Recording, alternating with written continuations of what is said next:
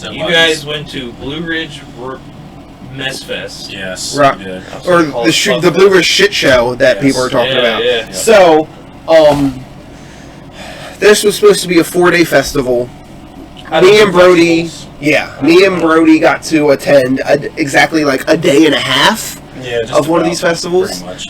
So the first day, it wasn't too bad. The only complaint really I had was there was only one water station. When they promised 12. There was 12 water stations promised, and there was one. And it was hot as hell. It's 100 degrees plus. First day was brutal. The heat index was like 107. Yeah. Yes, sir. So my girlfriend ended up leaving before, even early, during the day. And then I ended up leaving, and then there was a storm that came down that brought hail and thunderstorms and stuff down. This should have been your sign. I originally was gonna stick around for the rest of the night just for the hell of it, but I went to one of the stages because 3/8 Grace was like coming on in like an hour, and Coheed and Cambria was about to start. They started playing. I'm like, all right, whatever. I'll just stay around and listen to them.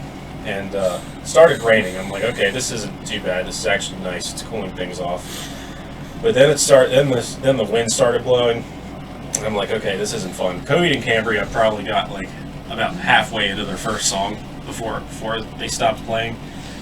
I started walking to the exit, and I saw all these people huddle under the trees trying to wait it out. I'm like, nope, I'm not I wouldn't doing do this. that. I wouldn't do that for my favorite band. I'm not doing. I can't I'm not imagine. doing this. And I started heading towards the exit, and I started walking down the main road to where they pick us up with the shuttles. And I heard the announcement that, they were canceling the rest of the night and please seek shelter, when there really wasn't any shelter. There was this big shelter? Yeah. I don't think I've ever even thought about hearing that at a concert. So, yeah, because shelter. Yeah, because the wind was blowing so hard. People started hiding in the general store on like the festival grounds, and then even workers were kicking them out, saying you can't be here, sending them out into the hail and the rain and stuff like that.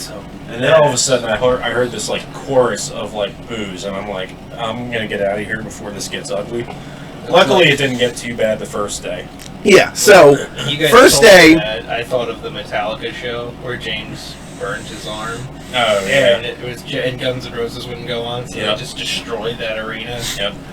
the first day we were all right with missing. The rest, it was Shinedown the rest of the day and Papa Roach and stuff, which we've seen them before. I don't think it was Shinedown. I think it was. No, Shinedown was the first night. No, they weren't supposed to play till Saturday. Who was the first night? It was Five Finger. Oh, you're right. It was. Was it Papa Roach last night also? Who was the other band? Oh, Evanescence. Evanescence. Yes, and behind you and grab that Ghostbusters action figure. This one. Yes, because I feel lonely. But yes, Five Finger Death Punch and Evanescence. I got my days confused, but I was obviously like, all right, I'm not gonna die if I miss Five Finger Death Punch. I've seen it before. And we've seen, we've seen Evanescence. But so anyway, I'm not Five Finger. Saturday was a great day. Me and Brody. Friday, me and Brody got to see Job for a Cowboy come back. We got to see Lorna Shore for the first time. Did they play anything from their new album? They played a new song. They have one song now. Is their new album out yet? No, they just have the one song released. Did they play that? Yeah. And then they had Will Ramos from Lorna Shore come out on stage and perform a song, and me and Brody were half tipsy at the time, so we started freaking out. We were drinking these 11% like box teas. Yeah, there was like somebody started. I heard vocals and I looked at Brandon. I'm like, God, that voice sounds familiar. And I see it because Will Ramos has very distinct hair. Shout out to Will Ramos. I looked at it. I'm like, dude, that's Will fucking Ramos. And we both freaked out. And then after that, we went and saw Lorna Shore. Freaking shoulder to shoulder for Lorna Shore. It was awesome. Insane. It was packed. It looked back when you shared the picture of Psycho Stick, which to me, shout out to Psycho Stick. Stick was amazing. They are always awesome. I've met the lead singer multiple times at Too Many Games. He's a big fan of James Rolfe. And, the one time Brody said, I want to buy all your CDs, and he was like, let me give you a hug. And I gave the guy an Ecto Cooler. Yeah. awesome band, and that to me was like the only positive thing as someone who wasn't there that I took away from that. I was like, that is awesome. I will say that Psychostick did something very fun where they took a sombrero and they threw it in the crowd and they said, who's the toughest SOB in the mosh pit? And they said, put on the sombrero. And they said, when this song starts, everybody try to take the sombrero from that guy. Oh my god. So they start going into this heavy song, this motherfucker's got the sombrero! That's why I love them. And but when they started, they came out and they said, we're going to do something we've never done before. We've been practicing this for years. And they just basically did this. It was basically, So Napalm Death. Yeah. And they said, thank you, good night. And they left the stage for like 5 minutes. I love them. But anyway, run through real quick. So Friday we had a good day. After Lorna Shore we saw Slipknot. Yep. And of course that was fantastic. We decided to roll out early. The only other problem was, on Friday, was we waited for 3 hours for a shuttle to get back to our car. And the walk from the festival grounds to where they pick us up is probably what, a mile? Yeah. Maybe 2 miles? Yeah. And it took us almost 3 hours to get. And they wouldn't let you walk back to your car either. Even if you didn't know that I wasn't there, if you guys told anybody like, hey, Seth and Eric didn't go, or there was a mile walk, somebody would be like, yeah, Seth and Eric definitely didn't go. No. Yeah, I'm not walking that. Fuck that. Anyway, Saturday morning, just to run through real quick, there was some inclement weather they talked about happening. They said, we're going to postpone the show for today, we'll update you later on, and then they ended up canceling both days. Turns out, it was not from weather. It was workers, 80% of the workers quit Friday through Saturday because the workers were being treated like shit. Yeah. They were being treated like animals. They didn't have showers for 2 weeks, said some people. They said they were getting fed 1 egg and 2 slices of bacon. You had that picture. Yeah, you showed me that picture. The whole day getting fed just 1 egg and 2 slices of bacon. Not to mention they had, like, I think 6 porta potties divided up amongst like whatever, how many hundred over people? hundreds of Yeah, people. That's insane. And I mean, when we got there the second day, it just something felt off. Mm-hmm. Like I mean, the logistics of the whole thing was a mess. There was trash piled everywhere. Porta potties were overfilling. Oh my god! Like you said, like Brandon said, the water situation was a joke. It was the first day me and Brody walked in there. It wasn't even like 2 hours into the festival, and I had to go pee in a porta potty, and someone had already puked all over it. Yeah. And Brody walked in there. It was only 12, and like if any of you know me, I do not do well with vomit. He comes out. I hadn't even eaten anything. I almost puked. It was bad. You know what that makes me think of? That time we were at that party and they opened the fridge and there was puke all in that fridge. And it was Justin. And it was like super quiet in this house because we were there after the aftermath of the party. Justin opens the door to the fridge and there's puke all in there. He was like, "What's in the fridge?" He was like, "What's in the fridge?" I hear, "Ew!" Someone opened the door, puked in the fridge, and then closed the door and didn't clean it up. And they left all people in this quiet house. Of all people to open that damn thing, it was Justin. Yeah. He was just like, ugh. And then also Friday, we did get to see Electric Callboy, which was fun because if anyone knows anything about them, they don't tour over in the U.S. very often because they're from Germany. German band, yep. And speaking of Electric Callboy, there's a YouTuber I follow. Shout out to Tank the Tech. He's like a former roadie. He does reactions to music videos and stuff. He does reactions to stuff, and he talks about his life in the music industry and talks about gear and videos and stuff. Anyway, he is there. He was their tour manager for this U.S. run, which they just finished up yesterday, I think. And he put out a whole statement about how disorganized this whole festival was. I mean, he said that Electric Callboy had no water backstage for them. They were sitting literally under a tent all day. He also said that their gear did not get to the stage until 45 minutes before they were supposed to go on, which is why they didn't go on until later. Yeah. And he said afterwards he actually walked up to the guy, Jonathan Sly or something. He actually walked up to the guy that was promoting the whole thing, and he said, you know, dude, this is probably the most disorganized festival I've ever seen. You guys should be ashamed of yourselves. He said that? He literally looked at him and said that. Well, on his Facebook post too, I saw he said, "I haven't drank in 7 years, and this festival wanted to make me drink." He made me want to drink. Like he does not smoke at all, and he actually had a cigarette. Like, he does not smoke at all, and he's been sober for like 7 years. Oh my and he said this was the first time that he actually almost said "F it" and wanted to drink. Yeah, that's insane. He posted a whole video about it, That's insane. like while he was on tour. But yeah, it was very disorganized, very minimal to no security. Yeah.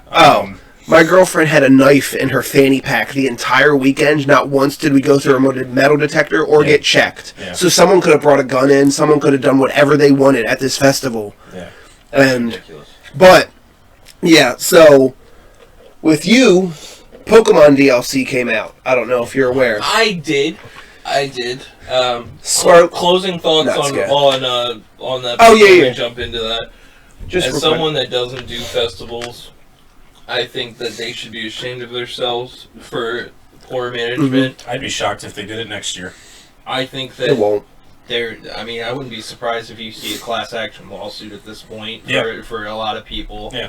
Didn't somebody get kidnapped? So, Somebody got a girl went disappeared. A girl gave birth on the first That's- day in yeah. 102-degree weather. Like, and the EMS wasn't trained at all. So like, they were just like, I don't know what to do. And then because it's in the middle of absolutely nowhere, it took like an hour or 2 hours for an ambulance to even get there. Well, at least that kid will have a cool story to tell people. That's the only thing I you thought. know. One of It's- the other big things, and after this big thing, I'll share my closing thoughts on it.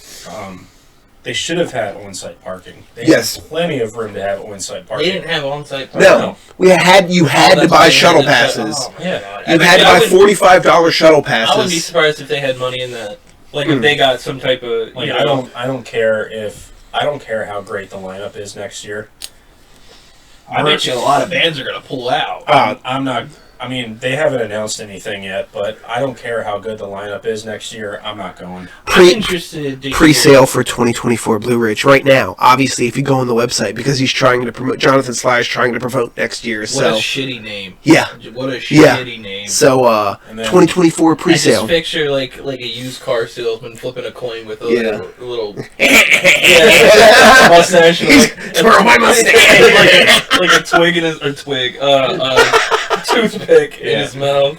But my closing thoughts on it,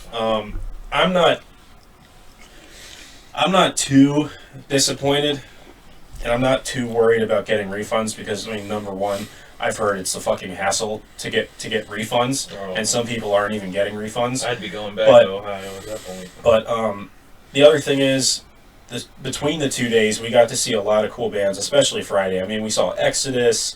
I got to see Cavalera Conspiracy. They freaking killed it. You know, Lorna Shore, Job for a Cowboy, Slipknot, obviously. Shout out to my boy Corey Taylor for stopping the show like 3 songs in because somebody was hurt. Mm-hmm. He's a pretty He's professional guy. he's like my favorite. I love Corey Taylor. Fellow but, nerd and Doctor Who fan, so I give much love to.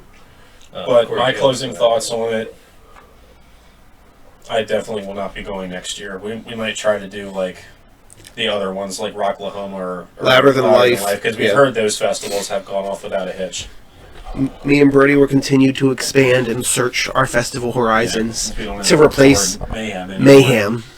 I do conventions and toy shows. I do not do them. I will go to a concert if I really like the band. I don't really do festivals. However, I am interested to hear, in comparison, I keep bringing this up to you guys, the gathering of the Juggalo, because ICP was there. Yeah. And They didn't get to they play. didn't get to play, but they were there. And the gathering of the Juggalos, you would think would be something like what you guys experienced. The only time that anybody's ever had anything like that happen. 2 hot dog vendors stab each other. That's Yeah. it.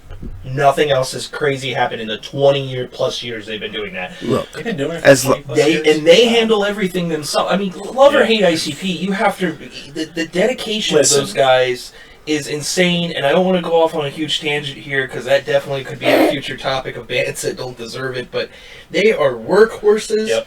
They did that all by themselves, and for them to do that, Yeah. and this professional guy to have this hodgepodge mess This of a festival. Blu-rays apparently has been going on for 6 years. Oh, that's So- ridiculous. That's Yeah. unacceptable. Yeah. That's unacceptable. as long as Shaggy 2 Dope doesn't try to drop kick Fred Durst again, me and Brody were there for that. Ashamed. And one, I remember you guys that's my boy. sent me a video. Two. Of that. 2, he's a wrestler and he didn't perform it well enough. That's what bothers Yeah, me. yeah. Everything. I'm not a big fan of their music. I really am not. But I give them all the respect in the world because they donate to charity and They they're used their just first big check to buy them on the house. yeah. I mean, who So, does that? You know, they're good guys. I don't care what anybody says. No, But, Pokemon DLC. real quick, DLC. So I don't have my Switch. I'm gonna buy a Switch Lite. I think Yeah. on Facebook Marketplace, I've seen a couple for $100 because I need to re-get it because now the DLC's out. But I've been watching playthroughs. I know they added a lot more old Pokemon in. I know they added a lot more. The story apparently is fantastic. Like it's only like 4 hours long, but apparently like it's like the best story character development in a Pokemon game. Like Really? 'Cause leading I into a haven't second cared DLC. About a Pokemon story probably since Diamond and But- Pearl. I will say, Scarlet and Violet was probably the most in-depth storyline with a Pokemon game in a long time. But anyway, I just want to go through that. I need to re-get the game. I'm going to get the DLC. I'll play through it, and it looks really good. It looks really good. I love Pokemon. It's my favorite franchise, but I just with DLC, I usually get it like months later. But usually before the next game. Second round's not even. There's 2 rounds of DLC, and the second round's not even out yet. So as Yeah. long as I get my stuff before then, I got the DLC for Sword and Shield pre-ordered. Yeah. So that was the only reason I played that. I like Pokemon Ruby. One time in Ocean City, I had Brody playing Pokemon Ruby for the. Or no, it was even. Yellow. I think it was Yellow. It was Yellow. And he was naming all the bands after Pokemon. All right, It was- all of them Pokemon after different bands. that was my copy of Yellow. But okay, I guess we'll do. All right, so the main topic today is our top 5 favorite horror movie remakes. Let's get into the nitty gritty here. So, do you have an honorable mention? My honorable mention. So I told Brody about this, but I haven't told Vale about this. So I purposely avoided what my uncle has once called the fast food franchises of horror. Fair. Michael, Jason, Leatherface, Freddy, and even Evil Dead. I have completely avoided because I knew they would choose them. So I guess my honorable mention, and I want to do you can do this too. I know this is last minute, but I've been pondering this, and I want to do it. Dishonorable mention as well, because horror remakes are one of the most particular things you have to manage so well, because it's such a niche group of fans that are so dedicated to what they know. And for remakes as well, you know, we didn't want to. I'm not counting Hammer, you know, or anything like that. These are main franchise ones and stuff like that. But my honorable mention would be the Texas Chainsaw remake, and I'm going to throw it in there for another one. I really like the Halloween remake. Those two.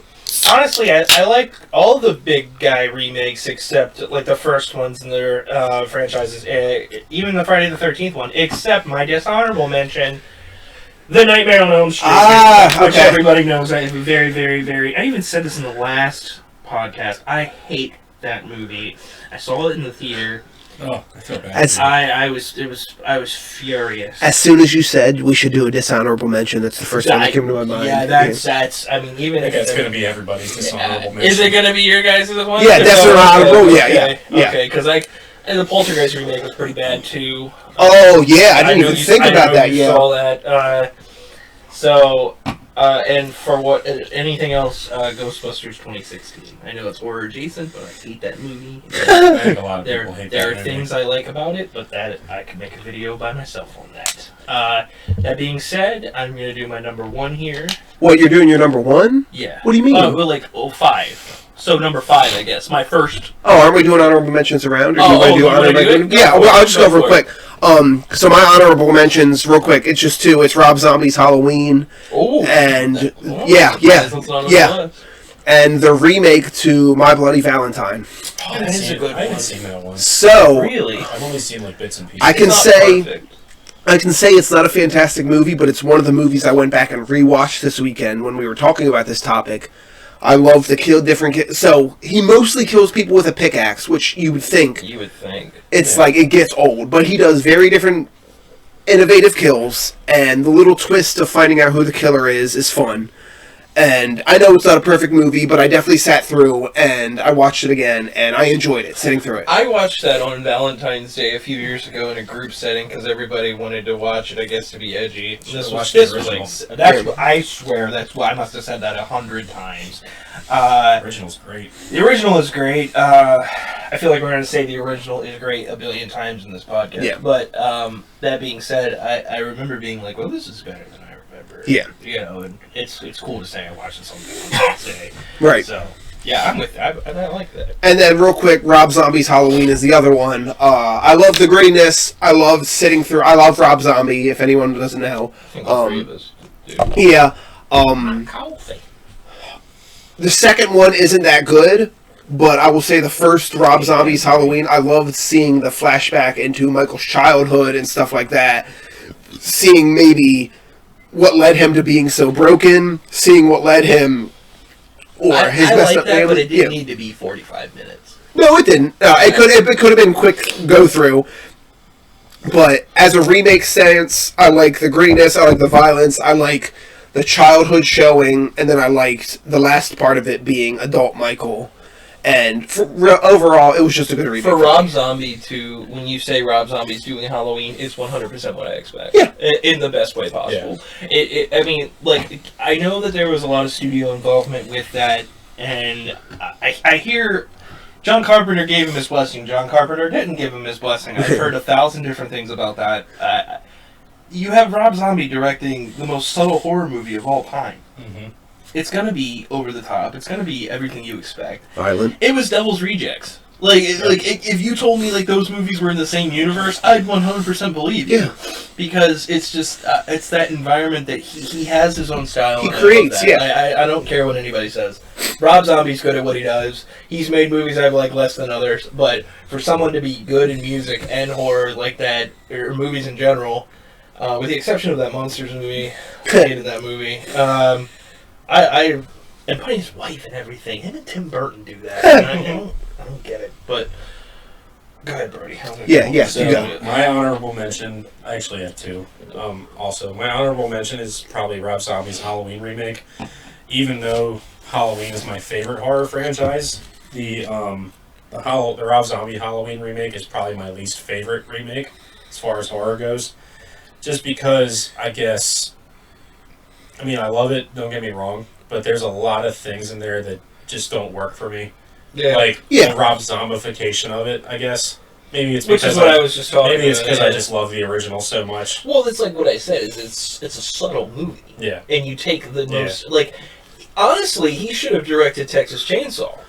That, Yeah. I've always said that if Rob Zombie was going to remake, it should have been a Texas Chainsaw or an Evil Dead. Yeah. I think he could have done that Cool. goofy, over-the-top Evil Dead. That could have been cool. Or see, imagine him doing a kaiju movie. Oh, Like shit. or a creature feature. Mhm. You know what I'm saying? Like, stuff like that would be amazing. Yeah.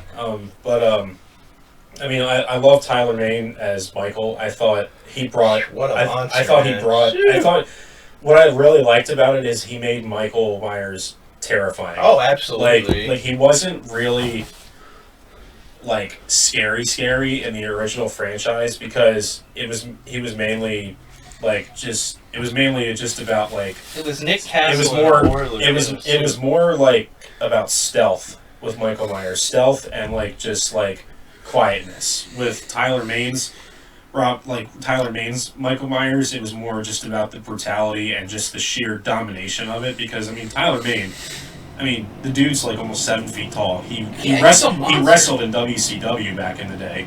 Didn't he wrestle for Lucha Underground too?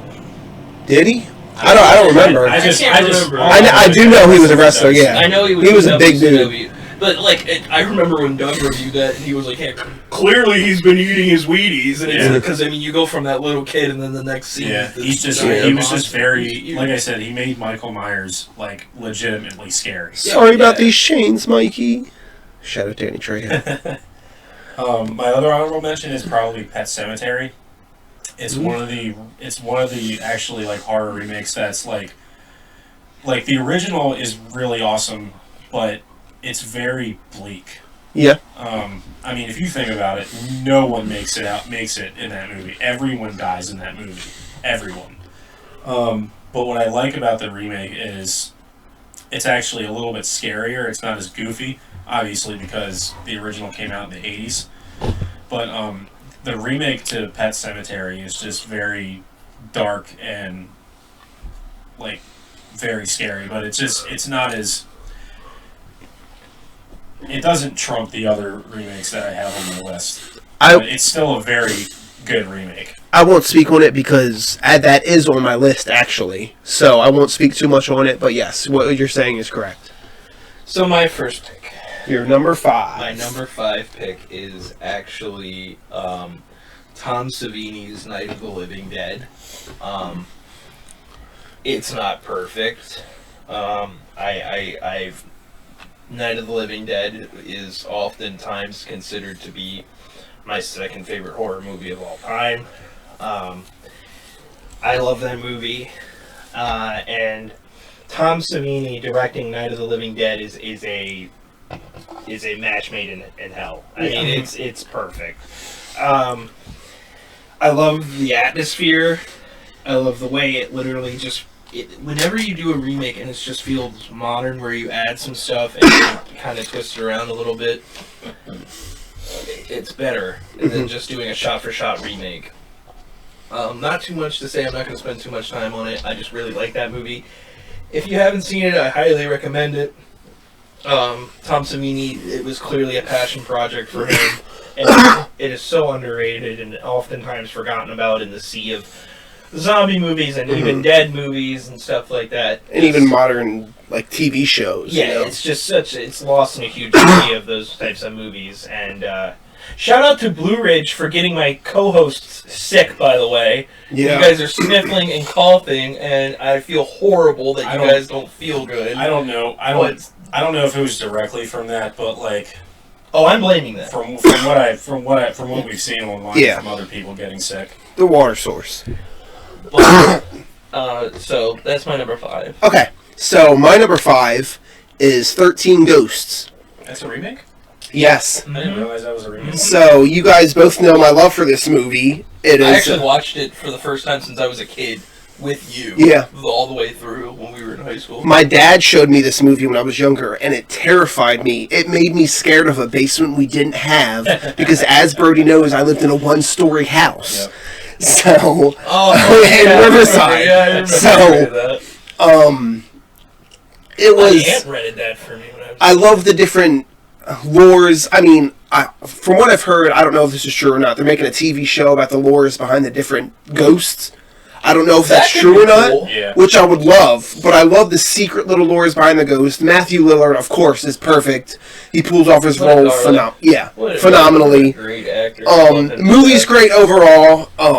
It still holds up to this day. I went back and I watched it. It can be goofy, but it's supposed to be goofy, and it definitely sticks that number 5 spot. It's stuck in my brain long enough all these years for me to purchase. It's good. It's good. It's good. So, 13 Ghosts, my number 5, Brody. So, I don't know what to do. So, my number 5 is the 2017 remake of It.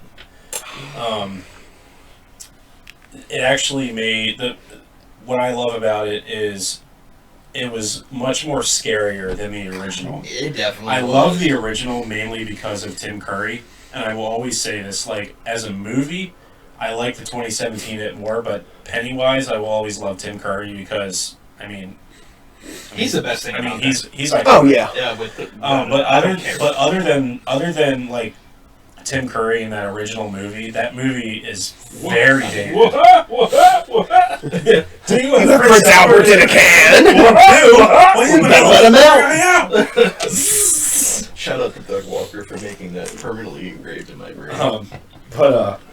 Yeah, the rest of that movie is just very, very dated, I feel. But what I love about the 2017 can't talk. You sound like Droopy. Yeah, But what I love about the 2017 remake of it is Bill Skarsgård's portrayal of it was much more terrifying and not as goofy as Tim Curry. Yeah. The jump scares in it are great. Dude, when he ripped that kid's arm off in the beginning of the movie, I was like, whoa! I was not. It was a shock. I didn't have high hopes for that movie because I didn't love the original. Yeah. I was like, and at the time, horror remakes. People forget they were not good at that time. The horror remakes didn't really pick up. They were trying to bust them out every couple of years where you could remake an old. Yeah. That took me off guard. I can distinctly remember that being in that theater and going, "Whoa, holy hell! I did not expect that." And the two parts of the movie that got me the first time. The first part was when one of the bullies got chased down into the sewer, and he turns around, and like that shot of like all the dead zombies, the zombie-looking things. That got me, and then the other part that got me, and it still kind of gets me to this day when I watch it, is when they're in the garage. Oh, the clicking? And they're going through the clicking, and when they do the last click, and Pennywise is just like right there. And he comes out the screen. Yeah. That part always gets me. Because they're kids, you just feel so defensive. Yeah. You know, and shout out to the kid actors in that. I mean, they all did such a good job. But, are you good on that? Yeah, I mean, like I said, it's probably one of my favorite horror remakes because I like it more as a movie than the original. Yeah, so do I, because that's actually my number 4 as well, which I've kind of been piggyback. That's why I've been piggybacking off of everything you've been saying. Right.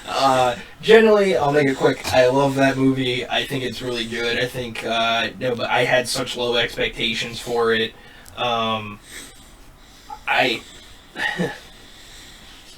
I don't ever intend on liking horror remakes. I don't ever intend on hating them, but I go in with no expectations whatsoever.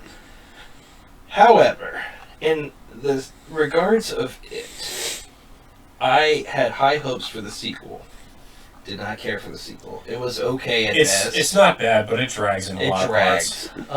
But it was just awesome. The aesthetic was great. The way they shot it was great. Bill Skarsgård was great. Everything about it, I really thoroughly enjoyed. The fact that he can actually do that thing with his eyes, yeah. That was no makeup effect. That was him. And I know that you did you read the book? I've read the book, yeah. I know you have. Over 1,000 pages. I want to at some point. I know that a lot of Stephen King fans were like, okay, this is more like the book. And it was around that time, Stranger Things had came out. So a year prior, Thin Wolfhard, everything was kind of the 80s. Everything was, popping, yeah. It was great. Overall, fun movie. I rewatch it from time to time, and that's it, man. Mm-hmm. Go ahead. So my number 4 is Pet Sematary, the remake. That was going to be on your list. Yeah, I went into Pet Sematary not knowing what to expect because you saw the remake before the original. Correct. Yes. And I was big on the original. I like Pet Sematary 2 more. Pet Sematary 2 we saw it together, and I was like, "There's no way this is going to top the original." I didn't know what to expect. I mean, I obviously knew the story of Pet Sematary. I've seen it I never had seen the original movie. I went into the remake not knowing, and I ended up loving it. I went back and watched the original, which obviously it might be a recency bias. They're kind of two different movies too. Well, correct. Like not by much, but just a little bit. But after watching the original and this remake changing it up so much to where Gage doesn't die, the daughter does. Yeah, on the remake. It's remake. Spoiler alert. I think we're past the threshold. But that just to think about it, going back to watch the original, I was like, oh wow, that just blows my mind to think. I was like, I mean, it's it's a major but a small change because the child still die, whatnot. But I just overall loved the acting. I loved the setting. What's the name of the cat in that? Church. Yeah, Okay. laugh after Winston Churchill. Really? Yeah. I didn't know that. No, yeah. They say that in the movie. Yeah. That's right. Yep. Yep. I love the actor. I forget what the old man's Judd, the old man's Yeah, name. he was played by But Jonathan Lithgow. Yeah. he plays Barney's dad in How I Met Your Mother, I always know him as Lord Farquaad. Lord from Shrek. Farquaad, Harry and the Hendersons. and he also kills Dexter's wife in the Dexter series. Oh yeah, I forgot about that. So I loved seeing him in that. He was great in Daddy's Home too. Yeah, which yeah. You would not think, but he I was. also, But, I also remember you telling me when you saw that movie, the dumbwaiter. Yes. The dumbwaiter scene is what got you. Oh, I've seen so many extreme horror movies and jump scare movies and anything, That's but a I good- will say that's a good jump scare. it's hard to jump scare me. But sitting there in the theater and watching when she opens up the medicine cabinet and she looks inside and it's a dumbwaiter now, and then her sister falls screaming from above. that did get me. That made me jump. Yeah. You and Eric were like, whoa. Yeah. But number 4, Pet Cemetery. That's mine. Go for it. So stop telling me what to do.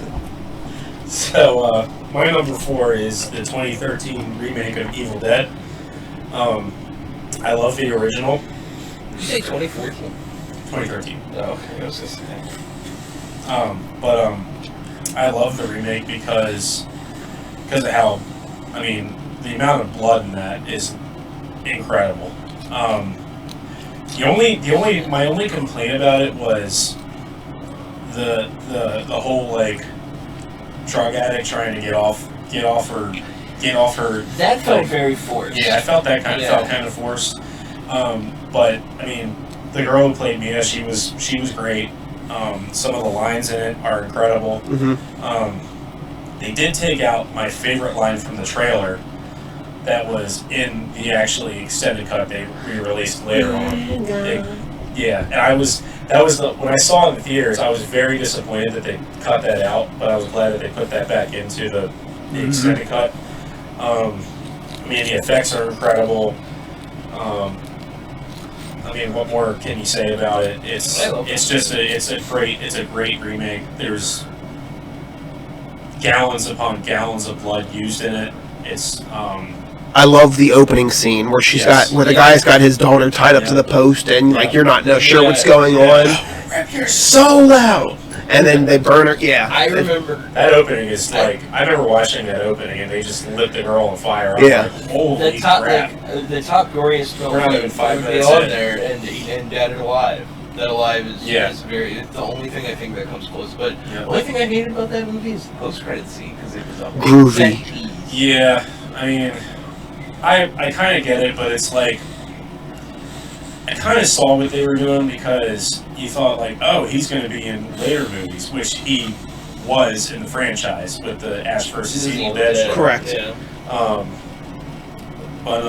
It's probably one of my favorite horror remakes of all time. Like I said, it's my number 4 spot. Go ahead. Number 3, I can't believe I'm putting this higher than it. It was very. It is objectively probably the best movie on my list. But that being said, number 3 is The Blob.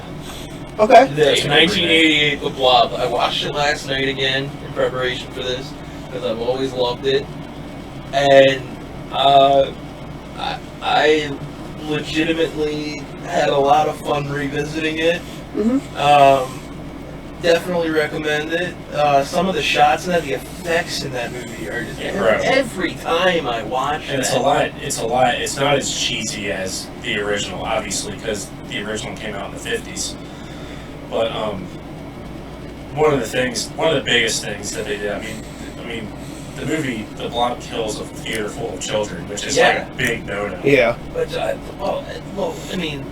and you see like the effects like inside the blob. Mhm. My God, I remember that. It looked like a kaiju monster in some Yeah, scenes. it was. It essentially was kaiju, and I genuinely love that movie more than I not love more than the original. I love but- the original, but it's definitely one of the few like remakes where it's like slightly better than the original. So funny enough, this is on the remake is on my girlfriend's list of movies she has never seen that she sent me. That's like Definitely. 10 Fist movies right now. Yeah. So that's that. So Definitely. that's coming up. So we're gonna rewatch that, and I'm gonna show that to her. Fun fact for you too, by the way, that I found out that I saw it in the credits. Bill Moseley's in that. In the Blob remake. He plays soldier number 2 or 3. And I could not for the life of me, I was like, what? Where? My what? boy. I looked it up, sure enough, he's in it. And Rob Zombie was actually supposed to remake a version of Blob, but just never. Apparently it's still in development, but he has nothing to do with it. Yeah. But yeah, there you go. Go ahead.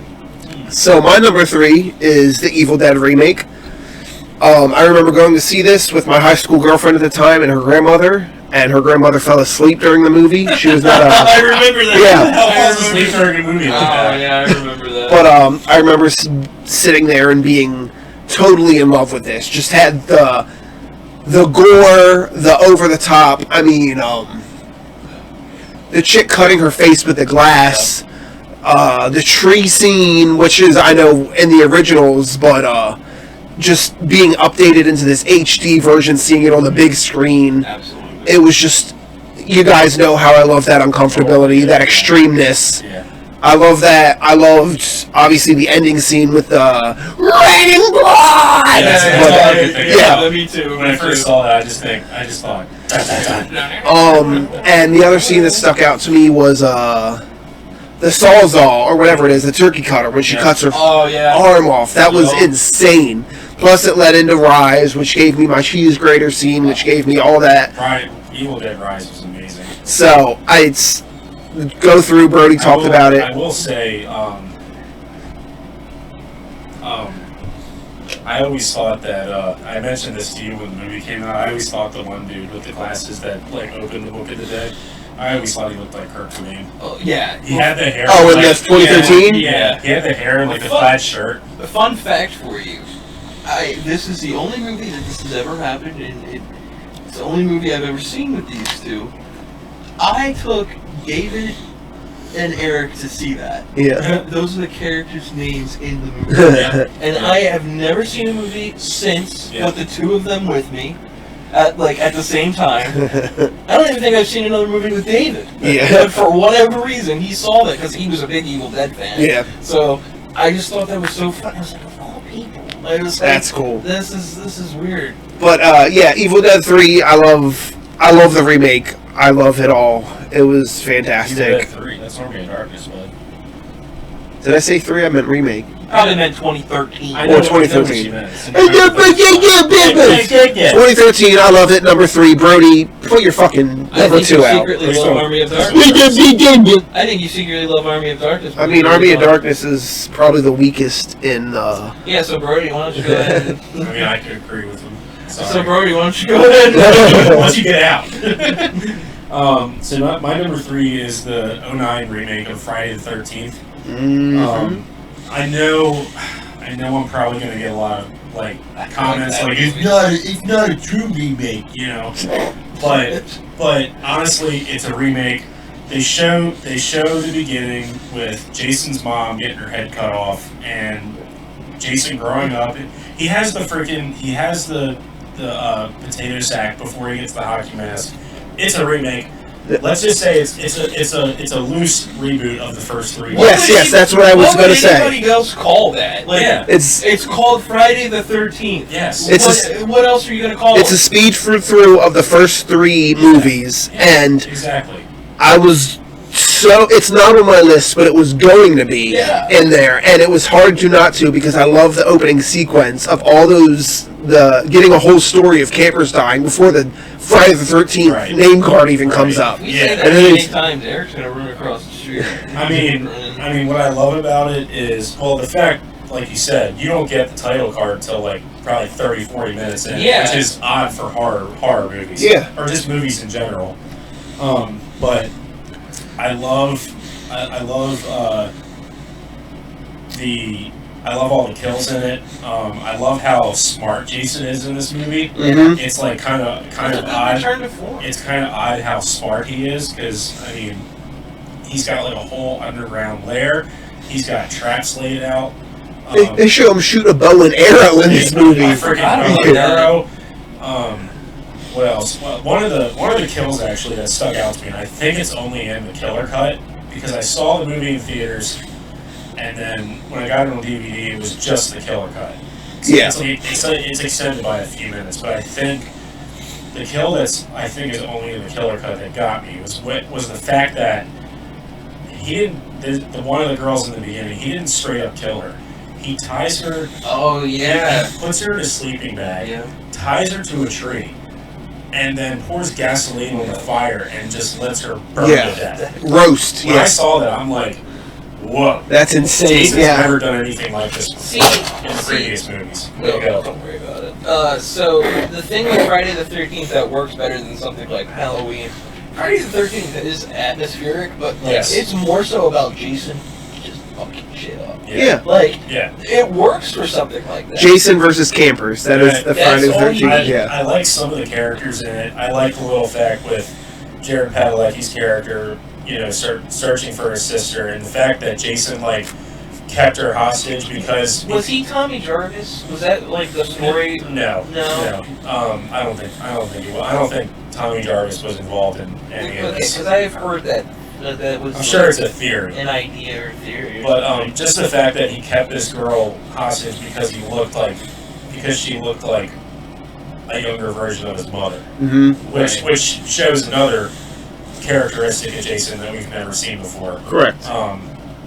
But yeah, Reason. great kills. And there's also a funny theory that the character of I think his name's Trent.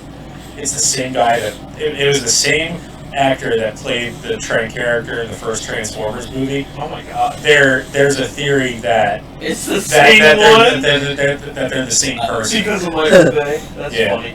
Because Michael Bay produced the movie. Yeah. But yeah, it's a great remake. There's a great scene at the end where I think her name's Whitney, the girl that he was being held up, that he was holding hostage. She just goes, "Say hi to mommy," and just shoves him into the wood chipper. Oh yeah, definitely. But yeah, all in all, great horror remake. Love that movie. Go ahead, Seth.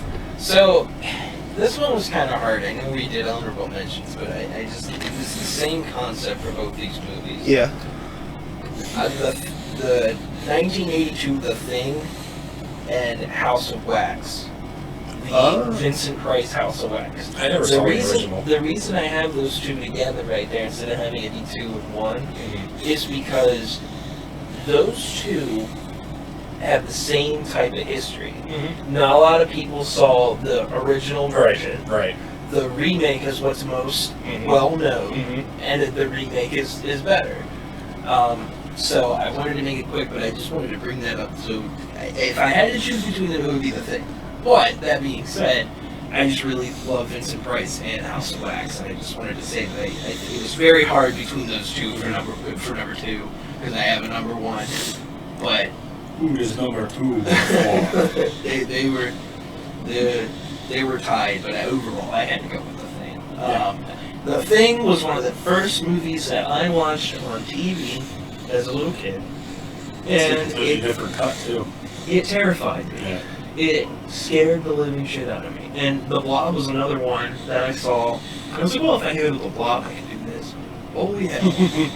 It's a little different. Yeah. Yeah. I love that movie, the quotable lines from that movie, the effects in that movie, just everything about that movie is so good. It's so quotable. It's so fun. Like, as an adult, you can look back on that and be like, wow, this terrified me as a kid, but man, do I enjoy watching this One now. of the early Well, performances. I love the thing. That's why we keep saying it. He's gonna run through the door. You're all talking about the thing. The acting. I mean, everything. Well, Corey Taylor mentioned this in the In Search of Darkness documentary. He said the amount of actors that are in that movie. I know. They've been in every single amazing movie for the last 40 years. I know. It's The insane. cast is crazy. And shout Very, very young Lawrence Fishburne too. shout out Cowboy Curtis, baby. Shout out, Yeah. Plays Childs. Yep. The guy who it's the guy at the end where him and Kurt Russell are sitting, and if you notice, like he's got the cold breath, but Cowboy Curtis. That's what I always say. But James Rolfe made a really good video on the original and the remake, so definitely recommend checking that out. I like the original, but like I don't like the 2011 movie. They're also two different movies. I mean, Yeah. one's from the 50s and one's from the 80s. Right. Two different At decades. different- It's in- two different decades. Something terrifying in the 50s is completely different from something terrifying in the 80s. It's weird when you look at it too, because the 50s is, it was the atomic age, Yeah. so stuff was terrifying then. Yeah. They're all products of their time. The 80s one is over-the-top effects, multiple lines, Yeah. action scenes, it's like an action movie. They're of the time, and the 2011 one was just a shitty horror remake. I don't think I've seen it. I It's really don't horrible. think I've seen it. It's supposed to take place, I think, before the 80s remake. Yeah, it is. Like, Really? It's supposed to, like, remember Yeah. all the when they discovered in the 80s movie when they Yeah. discovered that site where everything happened and Yeah. discovered the bodies. Well, that movie was supposed to be about those people. No, that's... it's horrible. Yeah. I hate The it. CGI in it hate is it. horrendous. Horrendous. And I mean, I can't stand CGI, and like CGI works for a lot of movies, but it doesn't work Yeah. for horror. No, I'm sorry. I'm not a fan myself, but it's just love the thing. Not much more to say. All right. So my number two, my last two are going to be pretty obvious. Yeah. But my number two is the I Spit on Your Grave remake. So, the remake, or the original, is obviously, like I've said in the first one, it's obviously in my top 5. Its uncomfortability factor, the fact when it came out during its time, everything that went on with it, it was insane to see stuff like that on cinema screens. Like to go, or to have that movie and to see those actions performed, it I was... remember when I got off work, it was like a Tuesday night when I was still working at the pub. It was like a Tuesday or Wednesday, something. You were like, he texted me, like, you want to come over and watch the remake of I Spit on Your Grave? And I'm like, well, I haven't seen the original. And he's like, well, you really don't have to see the original. Yeah. But yeah, that remake is brutal. Yeah. It's hard to watch. It's hard to get through at some points. But I won't go too far into it. The last time I talked about it, the revenge story of it, it's very uncomfortable for the first 40, 45, or I guess like the middle 45 minutes of it. You get that uncomfortability factor. But that sweet revenge story of the end, that's the redemption of these movies. Yeah. Is That's what makes them The satisfying Yeah. to The watch. storyline in them. Because you see the girl get her revenge on these guys that hurt her. and she does it in the most gruesome and brutal way. Yeah. And the first one is definitely dated. I understand that. But imagine going into it back then as Oh, a yeah. theatergoer. Exactly. That's what makes me love it. It's like Last House on the Left. Yeah. I mean, Last House on the Left, not to veer too far into that subject, but Last House on the Left, like, I mean, for a movie that came out in 1972, it's right up there with The Exorcist as far as, like, it's still kind of hard to watch to this day. Like, it's very gruesome. It's very gruesome and very hard to watch in some scenes. That could be a list for another Black day, Christmas too. is terrifying. Yeah, that could be a list for another day. Movies that are genuinely terrifying. Yeah. But the first one's great, and then they did obviously expand on that with the 2 and 3. 2 is a completely different girl, but the same kind of concept, and then 3 is the original remake girl coming back, and she essentially just takes her revenge out on people at bars and stuff like that who are trying to plan these assaults, spike people's drinks and whatnot. I love them. They're brutal. They're satisfying when you get to the end of the movies. I saw the remake before I saw the original. Yeah. So. Yeah. I still haven't watched the original, so I bought it, but I haven't watched it yet. But that's my number 2. You should have done on a shirt. I bought it, but I haven't watched it yet. You should. I mean, that's me. Yeah, I had movies in my collection from like 5 years ago. They're still in the cellophane. Yeah. I call it the collector's disease. It's a disease. It is, yeah. But it's a labor of love. You're number 2. So my number 2 is Seth's number 3. Or, yeah. Your number, no, it actually Seth's number 2 as well. Is the the '82 remake of The Thing. I mean, what more can be said that he hasn't already said? The effects in it are top notch. It's probably some of the best effects I've seen in any horror film, like in general, to this day. The effects still hold up. And the score, I forgot The score. I mean, Carpenter's a master. John Carpenter. John Carpenter, I feel, and shout out to Corey Taylor once again. He was probably my favorite interview, one of my favorite interviews in that whole documentary of In Search of Darkness. John Carpenter, I feel, he gets, like, he did not get a lot of love back then, but, like, all of his movies, just in general, did not get the love they deserve, but now they do. Yeah. Because people realize these People movies are hated fun. that movie back then. It was torn apart by the critics. Shining. It was torn apart by the critics. It flopped at the box office. But, I mean, the acting, Kurt Russell is incredible. Lawrence Fishburne's Childs, he was like that strong, silent type. Like, he didn't say a whole lot. And, like, I mean, the effects in it are incredible. The score is, I mean, like, when you hear that boom, boom, boom, boom, you're just like transported to that world. You feel like you're in, like, the Arctic. Yeah, you feel like you're in the middle of nowhere. Absolutely. And what else? My favorite scene, one of my favorite lines of dialogue in that movie is when they have, I can't remember the guy's name, but when they have the one dude strapped to a chair, and he's like, and he says, gentlemen, I know you've been through quite an ordeal, but when you find the time, could you please untie me from this fucking couch? It's one of the best lines. And Lawrence Fishburne. I don't know why I said Lawrence Fishburne. I meant Keith David. I get that two mixed up. Keith David. And he actually said in the interview when they did that scene. I did that too. That's why I said Cowboy Curtis. Yeah. I did that I don't too. know why I got that I mixed did up. that too.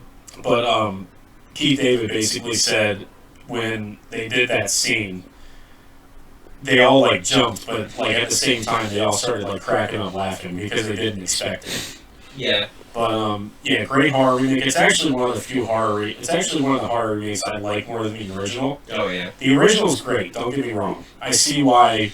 I mean, I can see why people like. There's a lot of things in the original that I can see that scared people back then. I agree with that. There was a lot of things that happened in the original that were like way ahead of its time. That movie was awesome. John Carpenter actually did not want to remake it because it's one of his favorite movies. Yeah, it's pretty prevalent. He puts it in everything. I only saw the original once, but I've seen the remake multiple times, and it definitely sticks with you. Yeah, And then, like, the most satisfying part of that movie is when him and Childs when Keith David and Kurt Russell get out. He takes that stick of vitamin and he says, "Yeah, fuck you too," and then just blows the whole thing to smithereens. Yeah. So for the record, before the comments tear me apart, we were talking about Keith David, not. Yeah, I don't know why I got them mixed up. Because I did that as well. I guess it's because Lawrence Fishburne is in a lot of horror the movies deep too. voice and Yeah. No. My number one is Dawn of the Dead. expected. That's a great It's horror an remake. awesome remake. Zack Snyder's Dawn of the Dead. I mean, I saw it when it was new. I loved it. I mean, I watched it like all the time growing up. I think that they're genuine, likable characters. There's nice homages to the original. You can't go wrong with Ving Rhames. Yeah, He's great. his character in that movie is awesome. And you genuinely care about the characters, and that's why I remember in Zombieland, I was like, I'm not going to get attached to Tallahassee. I know he's going to die. Yeah. And, spoiler alert, he doesn't. But Dawn of the Dead, for something, it's one of those concepts that just, especially in 2004, maybe now it wouldn't work as well because of malls kind of dying. But it was an idea that you could remake because it's an interesting concept of being stuck in a mall during a zombie apocalypse. It just sounds like a fun hypothetical. Yeah. Dead Rising has done it. Yeah. You know, on the cover of that game, there's a little black square that says, "This game has no association with George A. Romero's Dawn of the Dead." Does it? I'm almost... Yeah. Yeah. I don't know verbatim what it says, but yeah. They had to clarify it. Yeah, the idea of it is just appealing. It's fun. Yeah, to think of everything you could do or to... Yeah, because the original, I mean, like I said in the last one, the original is one of my favorite movies of all time. I mean, like, I have the big-ass poster over my bed. It's a classic. I love that movie. I quote that movie all the time, you know, but the remake for it being almost... It's definitely not better, but it's pretty damn good for a horror movie. First time I saw sprinting zombies too. Yeah. Scared the shit out of And me. that's horrifying. 28 Days Later basically revamped it in the 2000s before Walking Dead. It revamped zombies, and I love those movies. Most of the big zombie movies before Walking Dead, I genuinely love Shaun of the Dead, Zombieland.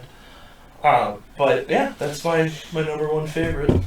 All right, well, Gee, what's your number? I wonder what my number one is. I don't know. I can't think of it. So, my number one is going to be the 2003 Texas Chainsaw Massacre. Really? It's not the Wolfman, the 2010 Wolfman. I'm like probably the only person in this group that actually liked that. Eric likes that movie. I hate that movie. I like it. The 03 Texas Chainsaw was insane. I remember watching it for the first time, and it legitimately terrified me. Hearing them going into the house and watching the uncle, or I forget who, with both of his legs cut off, smacking on the floor. "You're so dead, you don't even know it." Bring it. And he's smacking on the floor, and Leatherface slides that door open. I love that movie. And Sheriff Hoyt is so disturbing in that movie. Yeah. R.I.P. When he's sitting in the car and he's like, "Oh, well, that doesn't match up." Yeah, with the trigger. Yeah. Oh my god. She was like, "That's not how he shot himself." And makes him put it in his mouth. That movie is terrifying. That movie is gritty. It's uncomfortable. It's gory. It's gory. It's got I love the way it starts off, how it's like an actual crime type of documentary or something like that, and how it ends off with freaked me out, because it made me believe. As a kid, I'm watching that movie at 10 years old, thinking. It shows the cop just walking down into the basement. Yeah. I remember being terrified of Texas because of that. Like I was like I would have friends who'd be like, "Yeah, we're moving to Texas," and it would just be like, no.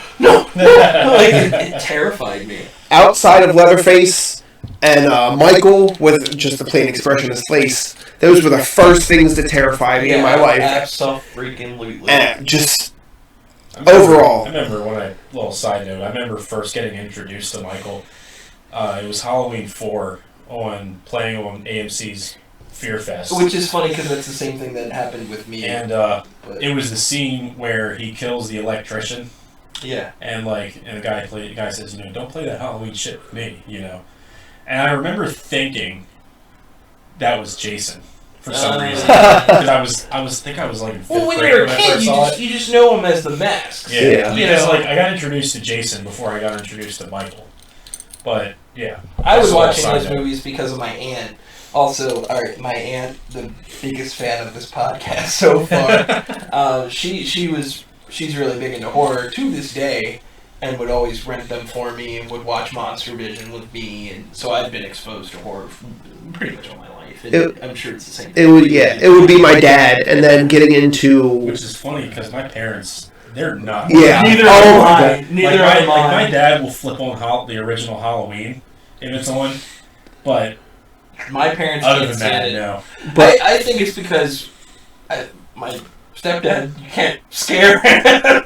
But my mom, my aunt, my grandmother, nobody gets it, and I think that's why my aunt and I, that's why we click on that. I was a little bitch growing up. I was scared of everything. I was scared of the grass outside. I was scared of absolutely everything until someday that everything just switched. But I remember... Yeah, when I met you, you were like a war veteran. But just one day it switched everything. But I remember just being a kid, and my mom's boyfriend at the time he had a Michael Myers mask, and he scared the absolute shit out of me. I remember you telling me that. But Leatherface and Michael were the two. It was Leatherface because he was a cannibal and because how violent he was, and it was Michael because it was the expressionless mask. That's what I love about Halloween, because it was just specifically the original, because something like the original Halloween could happen. Yeah, that's what used to terrify me, and too. then, like, Texas Chainsaw Massacre was just loosely based off of Ed Gein. Yeah, which is realistic, so. Yes. Which I'm sure will lead into your number one pick. So my number one pick is the same as Brandon's, is the 03 remake of TCM. Mainly because I saw it at a very young age, and it scared the living shit out of me. Mainly because of how, like, dark it was, and the music. The score in that is incredible. I love it. The opening scene with the sheriff going down into the basement, and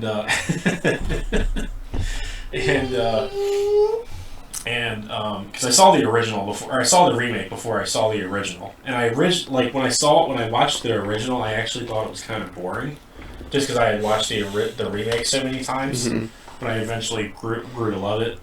But yeah, I mean, that scene where Leatherface comes out, slides the door open, and he's chasing him through those curtains. And then, like you said, R. Lee Ermey's portrayal of Sheriff Hoyt. I mean, R.I.P. man. Sheriff Hewitt. I mean, love him. He was Perfect incredible. And it's because he was he was in the military. He was a drill sergeant. He was a drill sergeant. Yeah. Yeah, I mean, it's amazing. It's probably, like I said, it's my favorite horror remake of all time. Just because it took the original and just amped it up, and it did it well. It didn't like go too over the top. No. And Leatherface compared to the original was like Jason was, or like Michael was in a Halloween remake. Yeah. He was very big and very terrifying. Intimidating, yeah. The mask in the 03 remake is more terrifying than the mask in the original. Yeah. Wasn't he a wrestler too? The guy who played Leatherface? Yeah, in that. I'm not sure. Just that 03 remake, it was so different with the gore and everything like that, because back then they didn't have that in the original. Like we said in the last one, the original Texas Chainsaw didn't have that gore. Watching an 03, watching Leatherface hang this dude on a hook. Yeah. Yeah. And so it's Andrew. I'm sorry if I'm mispronouncing this. Andrew Bernarski. Yep. He was a bodybuilder. He wasn't like a wrestler, but he was a bodybuilder. Oh, he's from Philly. How about that? 6'5". Yeah, imagine that. That's a big boy. Well, how long are we into it? We're about at least an hour. But I think we'll wrap it up here with our new segment, What You Watching, What You Reading, What You Listening To, where we're all going to talk about something we've been watching, reading, or listening to, and do a quick little, like, under-a-minute little synopsis of what we think of it, and what we enjoy about it, and why we recommend it. For me, I've been watching all of Curb Your Enthusiasm. Huge Seinfeld fan, huge Larry David fan. It's Seinfeld Uncensored, and I genuinely have been laughing so hard at it that, I mean, laughing out loud, You guys don't do Seinfeld, but I don't mind. I like Seinfeld. I'll flip it on every once in a while. I think that you would genuinely love this show. Yeah. I know your humor, and I feel like it's like The Office, where it's kind of a slow burn. Yeah, right. But when you get into knowing the characters, my God, it is hilarious. Like, it's uncensored. It's on HBO, so it's just Larry David being like me, just complaining about everything all the time, and people don't want. He gets into these situations and shit. Yeah, highly recommend it. I'm about done, caught up with the show. It's still on. I might check it. Wait, is it still on? It's still on. Wow. It does the South Park thing where they'll go into hiatus for a little bit, but drop some episodes. I love it. It's all on HBO Max. Cannot recommend it enough. Go ahead. Alright, so I guess this is just Island of the Time, so if you like extreme metal and like deathcore, metalcore type stuff, like extreme, like I want to beat the hell out of some people, I'm going to see Paleface this week, and Paleface Swiss, Fear and Dagger. If you like extreme music, this entire album is perfect. I could not be more excited to go see them this week. You're seeing in a pretty small area too. It's going to be for you. it's going to be at a small bar. People are going to be throwing fists. They're going to be in the mosh. Yeah, it's going to be so extreme. They have victims. They have crown. You call it Crown Gentile, yeah. Crown Magnetar. Magnetar, yeah. And, they're pretty good too. Like the dog. Crown Magnetar and someone else that I have on Did you this. say Enterprise Earth, or was that another show? Yeah, yes, an Enterprise Earth. So it's going to be a very heavy show. The other three bands are cool, but Paleface Swiss, Fear and Daggers, check out the full album. It's fantastic. Go for it. So, I haven't really been watching anything. I've just been kind of scrolling through YouTube lately.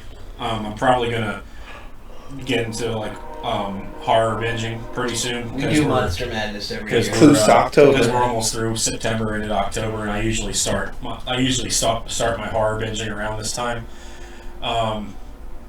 Which in October, just for a quick heads up, we are going to be doing horror-related stuff that entire month. I know this is mostly horror podcast, but that entire month will be dedicated to horror. Yeah. I'll throw that in there. What I've been listening to, I've just been kind of shuffling through stuff, but I've been really getting into Lorna Shore ever since I saw them. Oh, yeah. And, I mean, I discovered, I had heard about them before Will became their vocalist, but I still remember hearing To the Hellfire for the first time. I was actually getting in my car, going to work at the pub. This is probably like, I don't know, 6:30 in the morning. And I put it on, I'm like, okay, this is cool. You know, this is it's a pretty good song, but like, the breakdown at the end, and I'm sure everyone knows about this, but like, the part where he just goes, my final breath, and then like, right after he says, swallowed by the womb of death, that breakdown hits you like a fucking Mack truck. Yeah. And then on top of that, when he does that, I mean, I'm sure everyone knows the vocal line at the end. I mean, I don't know if Will Ramos is human, but the noises he's able to conjure up are like, I mean, you could mistake it for like a beast or something. Yeah, demon from hell. Exactly. But I think what really made me fall in love with them was when they released the Pain Remains album I think it was last year. That whole, if you want to talk about a deathcore ballad, listen to Pain Remains 1 through 3. They all three of them just like flow so simultaneously together, and just the beginning of the first Pain Remains, the rain falling, and then those first couple notes, I mean, it gives me chills every time I hear it. So It's emotional, yes, and it's heavy. yes. The world without you wasn't bad for me! Exactly. And then the guitar solo towards the end is just goosebump inducing. Yep. So I've actually been going through like their back catalog, just going through all their albums. But yeah, I mean, I've just been kind of shuffling through stuff. As far as reading goes, I'm actually reading the that Dimebag Darrell book your dad got me like years ago. And I found it in the basement. I'm like, oh shit, I haven't read this. Maybe I should start reading this. It's basically just like it's not a book, but it's like a picture book, like just showing old pictures of Dimebag from Pantera and just like his background and stuff. Yeah, I mean, that's mainly what I've been doing. As we wrap up here, because we're done now, but I want to plug this because I haven't told you guys about it.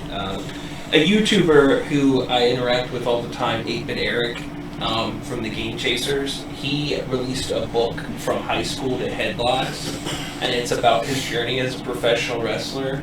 I highly recommend it to anybody because I know we talk about wrestling a lot on this podcast. I recommend it to you guys. Definitely check it out and give Eric some love. He's a good guy. Just want to give that little tidbit there. Also, please don't let Roman Reigns break Hulk Hogan's record. Not because I like Hulk Hogan, because No, you like Hulk Hogan. I'm overseeing Roman as champ now. I'm gonna AI you saying Don't Ultimate Warrior over Hulk Hogan. Honestly, I still. That's it. Podcast canceled. I don't know. I still like. I don't know. I'm still digging the whole domination of Reigns. Yeah. I wouldn't be mad if he beat Hogan. Yeah, well, that's the end of that podcast.